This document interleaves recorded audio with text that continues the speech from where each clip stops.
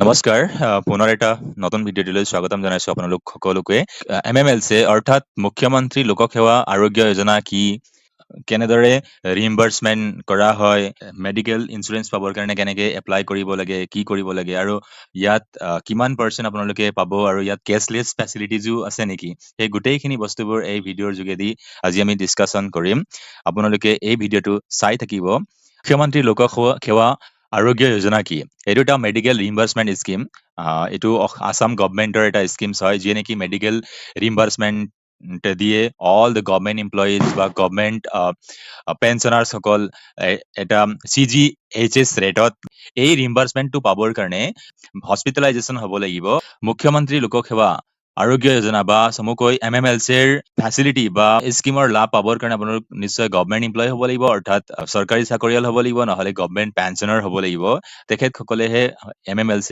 যিটো ইন্সুৰেন্স সেইটো পায় আৰু এই MMLC ইন্সুৰেন্সত বিভিন্ন চৰকাৰী চাকৰি কেটেগৰী অনুসৰি ইয়াৰ ফিজবোৰ জমা দিব লাগে পাৰ মান্থত আপোনালোকে যেতিয়া চেলাৰী সোমায় তাৰ লগে লগে এটা ৰেটত তেওঁলোকৰ চেলাৰীৰ পৰা অট'মেটিকেলি MMLCত জমা হয় বা MMLCৰ যিটো ফিজ হয় সেইটো কাট খাই যায় যেনেকে 500 325 এনেকুৱা ধৰণৰ ফিজবোৰ আছে আৰু ইয়াতে আমি যদি চাওঁ যে এই মুখ্যমন্ত্ৰী লোকসেৱা আৰোগ্য যোজনাত ৰেজিষ্ট্ৰেশ্যন আৰু মেডিকেল ৰিইম্বাৰ্সমেন্ট অফ গভৰ্নমেন্ট এমপ্লয়িজ তাহাঁতৰ ডিপেণ্ডেন্স আৰু গভৰ্নমেন্ট পেঞ্চনাৰ্ছ আৰু তেওঁলোকৰ স্পাউচেছ সকলৰ ৰেজিষ্ট্ৰেশ্যন কৰিব পাৰি through N online RT portal আৰু এই RT পৰ্টেলটো হ'ল mmlc.assam.gov.in ইয়াতে গৈ পেলাই আপোনালোকে নিজৰ ৰেজিষ্ট্ৰেশ্যন কৰিব পাৰে আৰু যিসকল কেণ্ডিডেটে নতুনকৈ চাকৰি পাইছে তেওঁলোকে MMLC চৰকাৰী গভৰ্নমেন্ট স্কিমছ বুলি কিছুমানে হেমাহি কৰে এপ্লাই নকৰে বা তেওঁলোকে ইন্সুৰেন্স ল'ব নোখোজে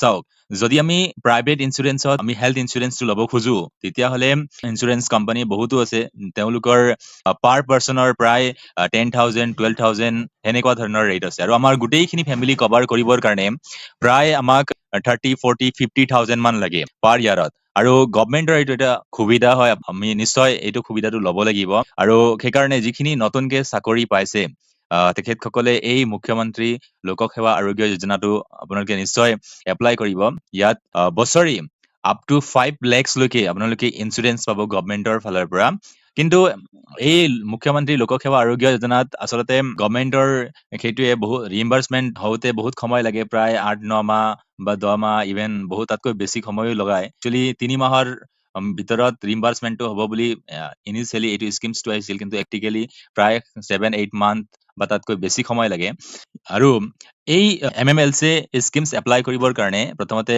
আমি এই ৱেবছাইটত যাব লাগিব ৱেবছাইটত লিংকটোৰ এই পেজটো ধৰণে খুলিব আৰু ইয়াত আপোনালোকে চাইছে ইয়াত যদি কেনেকে ৰেজিষ্ট্ৰেশ্যন কৰিব লাগে ধুনীয়াকৈ দিয়া আছে কি কি ক্লেম কৰিবৰ কাৰণে কি কি সাবমিট কৰিব লাগে ইয়াত ধুনীয়াকৈ আছে ইয়াত দিয়া আছে যে medical reimbursement under MMLC is done under CGHS rates of Assam ইয়াত ৰিসেন্টলি কেছলেছৰ নটিফিকেশনটো ওলাইছিলে কেছলেছৰ নটিফিকেশনটো এনে ধৰণৰ যে অসমৰ যিমানখিনি মেডিকেল কলেজেছ আছে মেডিকেল কলেজেছ সমূহত এই MMLC স্কিমছটো কেছলেছ হ'ব তাৰপিছত ইয়াত যদি আপোনালোকৰ কিবা MMLCৰ কাৰণে কিবা এসিস্টেন্স লাগে তেতিয়াহ'লে ইয়াত টোল ফ্ৰী নাম্বাৰটো আছে কিন্তু এই নাম্বাৰত মানে বিশেষকৈ ফোন সিমান নালাগে আৰু নুঠাই আৰু ফোন পিছলৈ যেতিয়া ৰিইম্বাৰ্সমেন্ট ক্লেম কৰিব লাগে তেতিয়া কেতিয়াবা খুদিব লগা হয় এতিয়া আমি এপ্লাই কৰিবৰ কাৰণে বা ৰেজিষ্ট্ৰেশ্যন কৰিবৰ কাৰণে ইয়াত ক্লিক কৰিব লাগিব যে beneficiary login employees and pensioner click here ইয়াত ক্লিক কৰিলে আমি এনেকে পাম যে beneficiary login registration select employment type so আমি ইয়াত এমপ্লয়ি হয় বা পেঞ্চনাৰ হয় সেইটো ক্লিক কৰিব লাগিব তাৰপিছত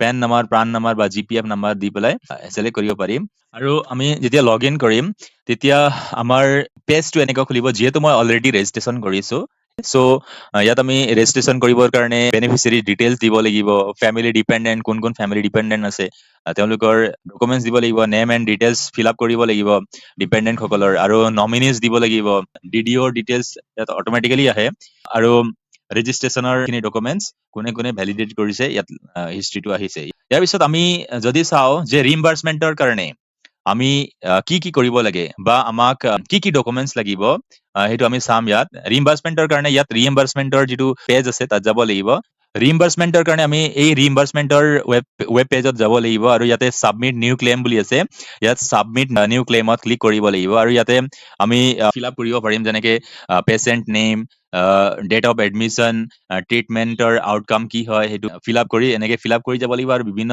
ডকুমেণ্টছটো ইয়াত আপলোড কৰিব লাগে। যিহেতু ইয়াত নিউ ক্লেইম আপলোড কৰিব লাগে, চ' মোৰ তেনেকুৱা ধৰণৰ কোনো ক্লেইম নাই, চ' মই আপোনালোকক কমপ্লিট দেখাব নোৱাৰো। কিন্তু আমি এই ৰিম্বাৰ্চমেণ্টৰ কাৰণে কি কি ডকুমেণ্টছ লাগে সেই বস্তুবোৰ আমি যদি চাওঁ, তেতিয়াহ'লে ডকুমেণ্টছৰ ইয়াত গোটেইখিনি FAQ বুলি এটা পেজ আছে।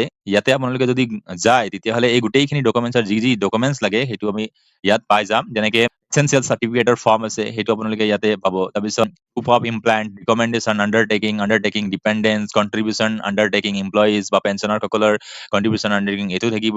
তো ইয়াত যদি আপোনালোকে CGHS ৰেট চাব বিচাৰে তেতিয়াহ'লে ইয়াত আহি পেলাই চাব পাৰিব। কেছ এডভান্স বিচাৰে তেতিয়াহ'লে কেছ এডভান্সো পায়। কিছুমান ডিজিজৰ কাৰণেহে কেছ এডভান্স পায়। ইয়াত আপোনালোকে আৰু এটা দিব লাগিব, আনমেৰিড ডেক্লেৰেশ্যন ফৰ্ম দিব লাগিব। তাৰপিছত আৰু আমি যদি চাওঁ ডকুমেণ্টছ মই এপ্লাই কৰোঁতে মোক কি কি লাগিছিল, সেইটো যদি আমি চাওঁ যে মই ইয়াত অলৰেডি দুটা ক্লেইম কৰিছিলোঁ। এটা ক্লেইম অলৰেডি ছেটেল হ'ল আৰু এটা ক্লেইম এপ্ৰুভ হৈ আছে।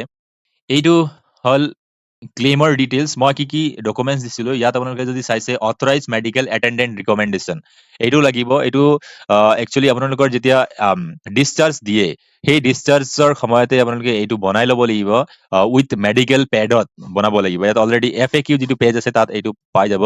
তাৰপিছত ডিছচাৰ্জ চামাৰি বা কিবা চাৰ্টিফিকেট আছে তেতিয়াহ'লে ইয়াত আপোনালোকে আপলোড কৰিব লাগিব। নেক্সটটো হ'ল যেতিয়া হস্পিটেলাইজেশ্যন হৈ আছে, সেই হস্পিটেলাইজেশ্যন হৈ থকাৰ সময়ত যিটো বেডত থকা ফটোটো ল'ব লাগিব। তাৰপিছত নেক্সটটো হ'ল হস্পিটেলৰ যিখিনি বিলছ আছে সেই বিলছবোৰ আপলোড কৰিব লাগিব। OPD বিল যদি কিবা আছে সেইটো আপলোড কৰিব লাগিব। তাৰপিছত যদি নেক্সটটো হ'ল অথৰাইজ মেডিকেল এটেণ্ডেণ্ট ৰিকমেণ্ডেশ্যন, সেইটো এটা আছে, সেইটো আপলোড কৰিব লাগিব। তাৰপিছত নেক্সটটো হ'ল ৰেজিষ্ট্ৰেশ্যন চাৰ্টিফিকেট, এইটো যিটো আপোনালোকে ট্ৰিটমেণ্ট কৰাইছে তেওঁলোকৰ গভৰ্ণমেণ্টৰ যিটো ৰেজিষ্ট্ৰেশ্যন চাৰ্টিফিকেট থাকে সেই ৰেজিষ্ট্ৰেশ্যন চাৰ্টিফিকেটৰ ফটোকপি লৈ আনিব লাগিব আপোনালোকে, এইটো আপলোড কৰিব লাগিব। তাৰপিছত আণ্ডাৰটেকিং কিছুমান আছে, আপোনালোকে যদি FAQ যদি চাই গৈ পেলাই আপোনালোকে তিনিটামান আণ্ডাৰটেকিংটো আপলোড কৰিব লাগিব। আণ্ডাৰটেকিং এটা, এইটো আণ্ডাৰটেকিং দুটা, তাৰপিছত ডেক্লেৰেশ্যন অফ ডিপেণ্ডেণ্ট বুলি এটা আণ্ডাৰটেকিং আছে, সেইটো দিব লাগিব।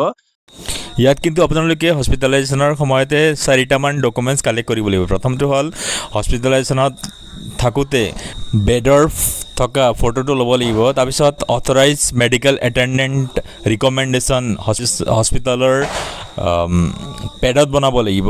তাৰপিছত নেক্সটটো হ'ল হস্পিটেলৰ ৰেজিষ্ট্ৰেশ্যন চাৰ্টিফিকেট, তাৰপিছত ইছেঞ্চিয়েল চাৰ্টিফিকেট। এই 4টা ডকুমেণ্টছটো আপোনালোকে হস্পিটেলাইজেশ্যনৰ সময়তে কালেক্ট কৰিব লাগিব, নহ'লে পিছত গৈ পেলাই অসুবিধা হ'ব, আকৌ হস্পিটেলত দৌৰি থাকিব লাগিব।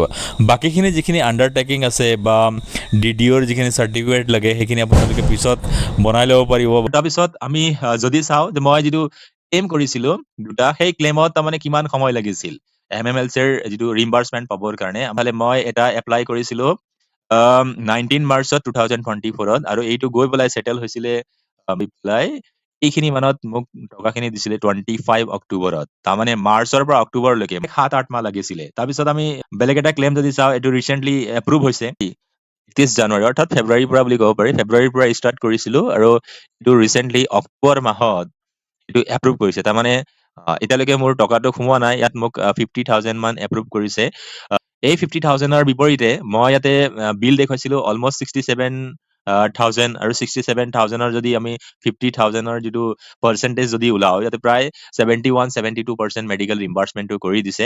আৰু আমি প্ৰথম কেছটো যদি চাওঁ, তাতে প্ৰথমটোত মই প্ৰায় 1,16,000ৰ ক্লেইমটো দিছিলোঁ আৰু পইচা সোমাইছিলে এৰাউণ্ড 75,000ত, আৰু এইটো পাৰ্চেণ্টেজ হিচাপত যদি চাওঁ তাত মোৰ প্ৰায় 65% মেডিকেল ৰিম্বাৰ্চমেণ্ট হৈছিলে। চ' এইখিনিয়ে আজি ভিডিঅ'টোত আশা কৰোঁ আপোনালোকে কিছু হ'লেও MMLCৰ বিষয়ে আপোনালোকে জানিব পাৰিছে, আৰু যাক MMLCৰ বিষয়ে জানিব বিচাৰে বা কেনেকৈ এপ্লাই কৰিব লাগে বা ৰিম্বাৰ্চমেণ্ট কেনেকৈ ক্লেইম কৰিব লাগে, এই ভিডিঅ'টোত আপোনালোকে জানিবলৈ পাইছে। ত' যদি এই ভিডিঅ'টো আপোনালোকক ভাল লাগিছে তেতিয়াহ'লে লাইক কৰিব, আৰু সকলোকে ধন্যবাদ। আজিৰ ভিডিঅ'টো ইমানতে সমাপ্ত কৰিলোঁ।